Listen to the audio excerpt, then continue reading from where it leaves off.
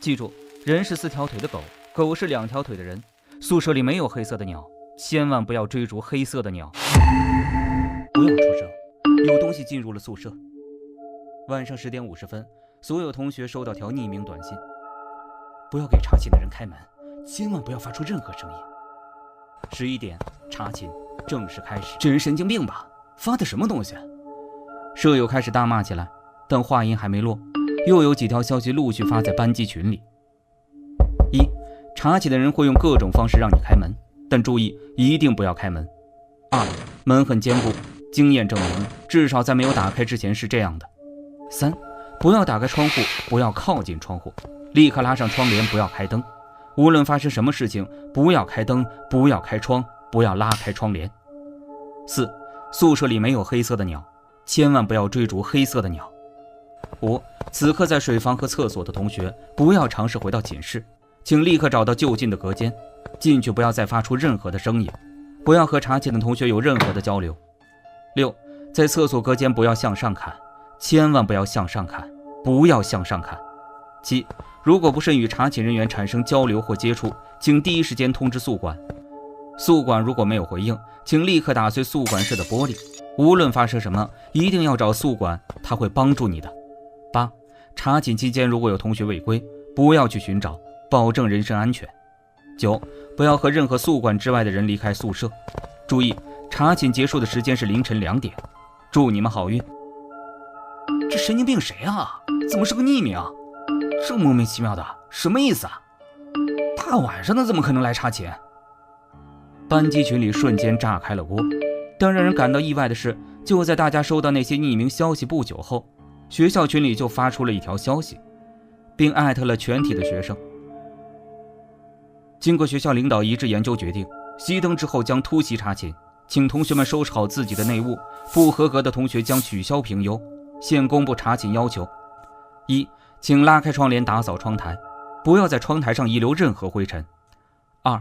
仔细打扫阳台，不要堆放杂物，禁止在阳台放花盆，避免高空坠落。 3. 垃圾桶需要清理干净。 4. 不要在室内悬挂任何东西，包括窗帘和床帘。 5. 一经发现违禁电器、饲养宠物，将扣学分并进行警告。 6. 为保证寝室通风，请保证窗户打开进行透气。查寝将在晚上12点结束，带来的不便请各位同学谅解。查寝结束后，学校领导会给每个寝室打分。优秀的寝室，查寝人员会在门上贴上绿色贴纸；不配合不合格的寝室，会在寝室贴上红色贴纸并记录在案。同学们需要积极与查寝人员交流，询问其是否有需要帮助的地方。最后通知各位宿管，今晚11点在3楼会议室集合，校领导将举行紧急会议，请互相告知。这个时间还查寝，学校领导真是有病啊！宿舍里的室友开始抱怨：你们今天上午的时候有没有接到这个通知啊？什么通知啊？很快有人在群里发了一张截图：校园综合服务通知。 1. 手机营业厅通知，因受到近日暴雨影响，手机信号可能会出现故障，工作人员正在抓紧时间进行抢修。 2.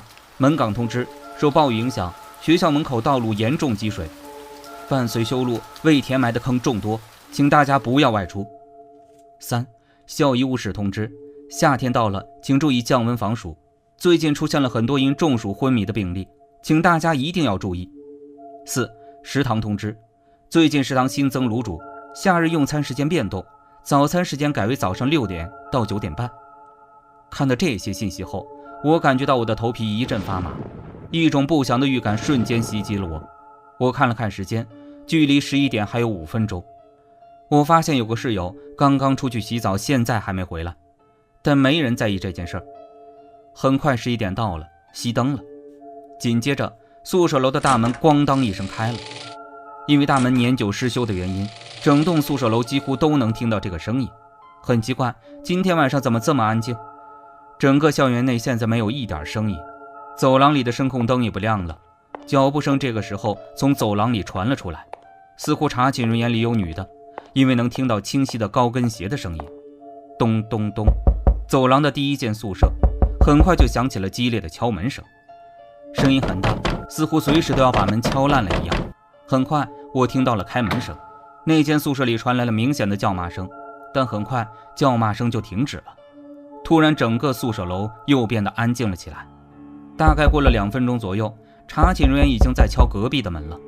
这个时候我想要打开班级群看看大家的想法，但是很快就发现手机此刻已经没有了信号。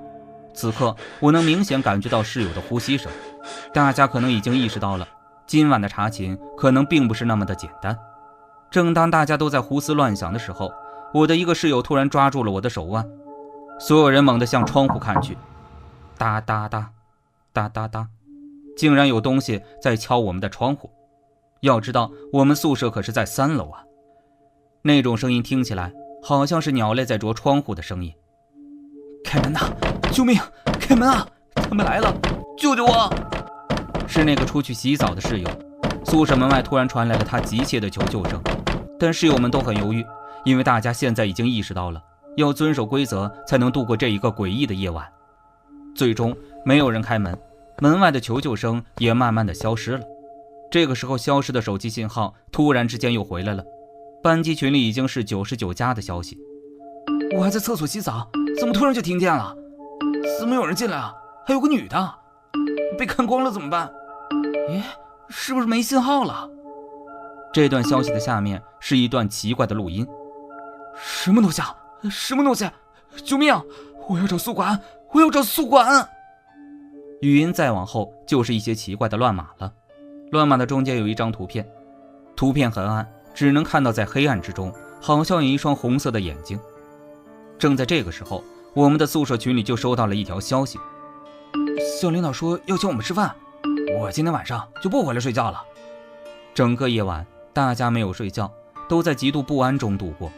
第二天醒来的时候，走廊里人来人往，有说有笑，好像昨晚什么事都没有发生一样。我赶忙冲到了厕所洗澡房，很奇怪，那里没人，很干净整齐，一个人也没有。